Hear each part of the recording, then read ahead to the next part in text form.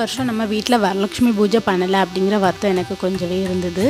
அது மட்டும் இல்லாமல் பார்த்திங்கன்னா எல்லா வருஷமும் எனக்கு வந்து தாம்பூலம் வந்து வீடு தேடியே வந்துடும். இந்த தடவை அதுவுமே இல்லை. அதுவும் இன்னும் கொஞ்சம் மனசுக்கு கஷ்டமாக தான் இருந்தது. நேத்திக்கு பார்த்திங்கன்னா நான் அம்மா வீட்டுக்கு போயிருந்தேன்.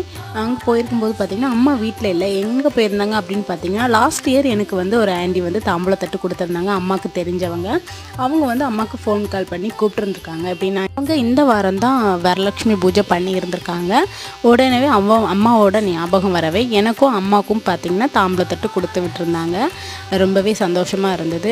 நம்மளுக்கு ஒரு விஷயம் கிடைக்கணும் அப்படின்னு இருந்ததுன்னா அது கண்டிப்பாக நம்மளை வந்து சேர்ந்துடும். அதனால் நம்ம எந்த ஒரு வரியும் பண்ணிக்க வேண்டாம்.